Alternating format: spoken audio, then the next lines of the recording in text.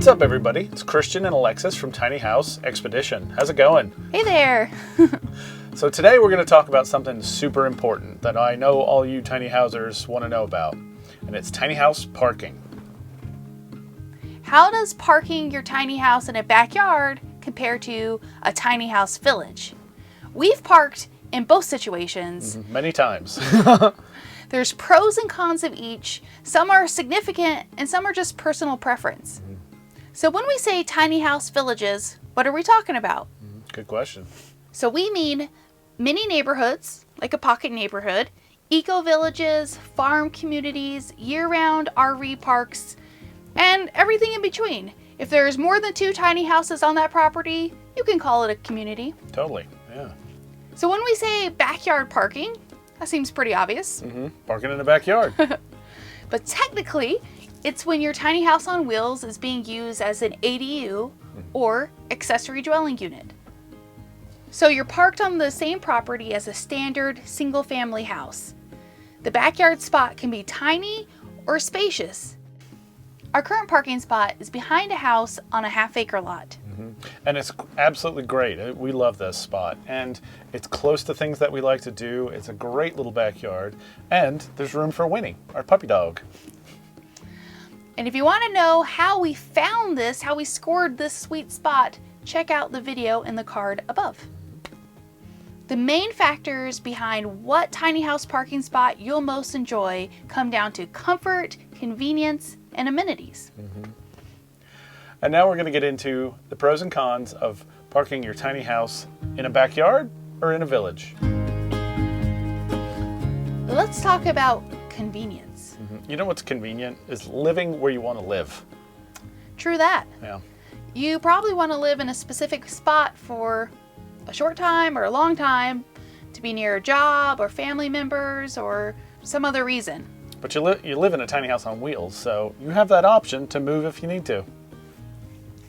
Unfortunately, tiny home communities just aren't everywhere. No. But you know what are, and this is one option for a tiny house, is RV parks. True that. If you're looking for an urban option, be aware that these tend to stay pretty booked up and are often more expensive than other options and are pretty tightly packed. Yeah, they can be 6 to 8 feet apart, so you do have to think about that if you're wanting to park inside an RV park. Backyard parking has a big convenience advantage, and that's because backyards big enough to host a tiny house are almost everywhere. Totally. You could actually just drive down into a neighborhood and just look, and you can see, oh yeah, I can fit a tiny house back there. We've done this before. We've totally done it before. But there is a big catch when it comes to tiny house parking. You know what the opposite of a catch is? What? Transparency. And that's what I appreciate most about our video sponsor today, Ritual. Hey, that's a pretty good segue. Right? Ritual helps people fill in the gaps in their diet. No fillers, colorants, or shady additives. These 2 easy-to-take capsules provide 10 nutrients to support a strong foundation for your health. One of the reasons I started taking Ritual was because I'm getting old. Speak for yourself. So I need to at least take a multivitamin. So, of course, they have men's multivitamins. And women's. Women's multivitamins. And they have 50 plus, which I don't need yet. And they have postnatal and prenatal and even teens. So, and all that stuff you can get through a monthly subscription via the mail.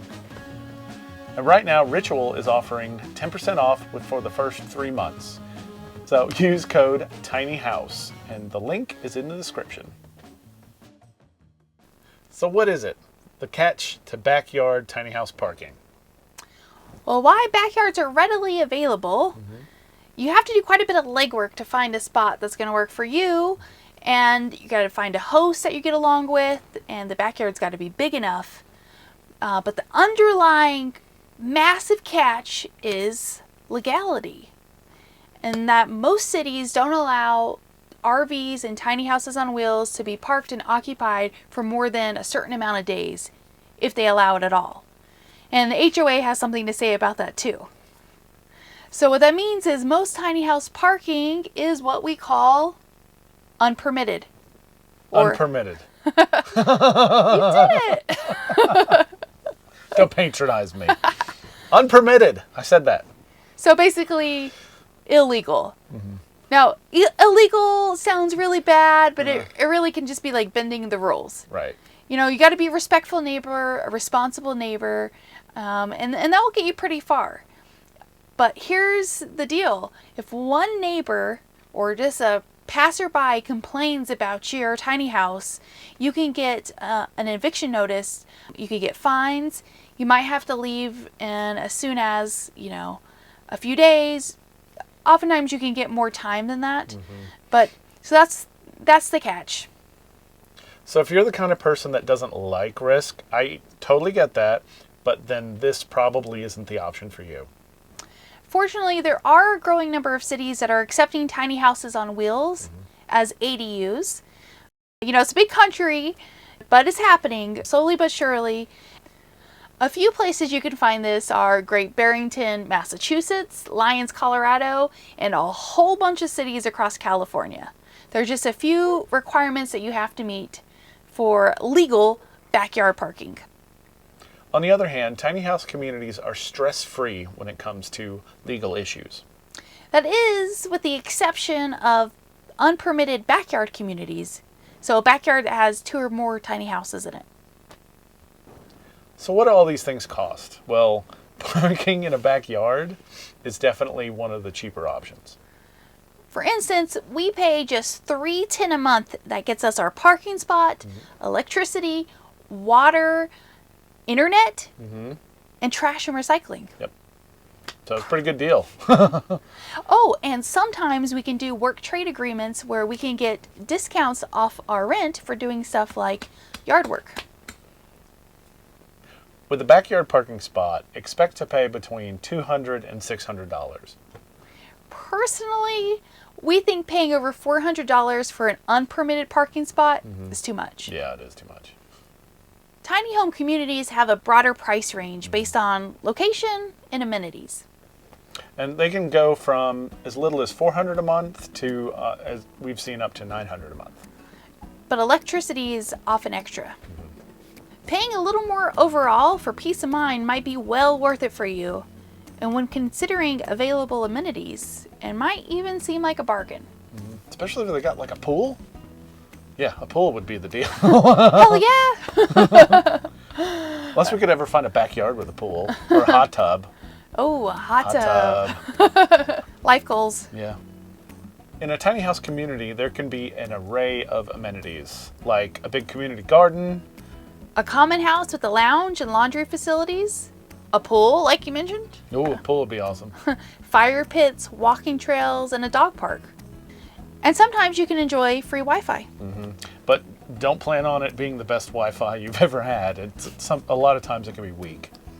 So as you might imagine, the amenities for a backyard tiny house parking spot can be limited.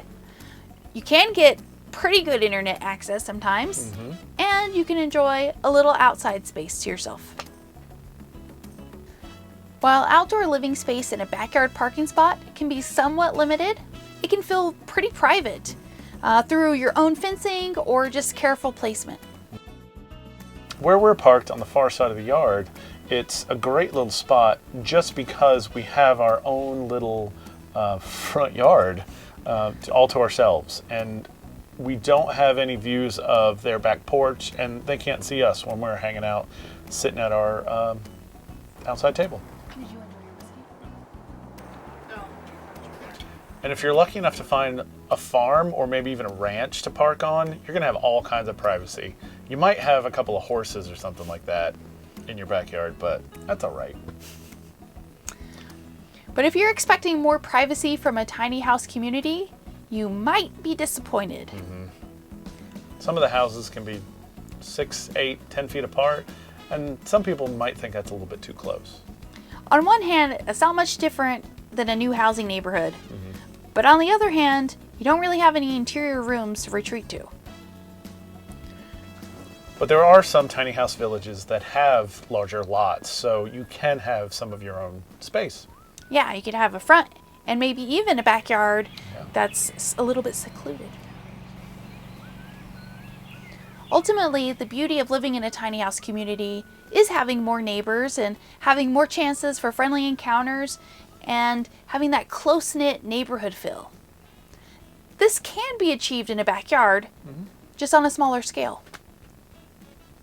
When deciding on parking in a tiny house community or a backyard, it's really what's most comfortable for you. Yeah, what feels right? What do you prioritize more? Convenience, being right where you want to be? Or maybe it's amenities? What would you choose? Yeah, good question. Let us know in the comments below. Thank you for watching our video and for stopping by Tiny House Expedition. I'm Alexis. And I'm Christian. Don't forget to like, comment, and subscribe. And for more tiny home tours and stories, click the videos below. And join us on Patreon for bonus content, including face-to-face conversations with us. We hope to see you there. All right. Thanks, guys. Have a good one.